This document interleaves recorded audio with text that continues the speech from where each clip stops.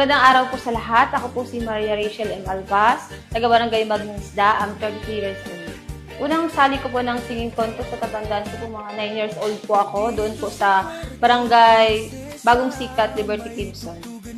Unang-una po kaya po ko sumali sa Oldies But Goodies dahil gusto ko pong ipakita o iparinig ang aking talento at mag-boost pa po yung confidence ko na sumali po at paghumarap po sa mga tao. Patuloy po kayong tumangkilik at mag-follow at mag-share sa kanilang mga videos dahil nakakatulong po ito sa charity or gawain po ng Oldies But Goodies. Hindi naman po.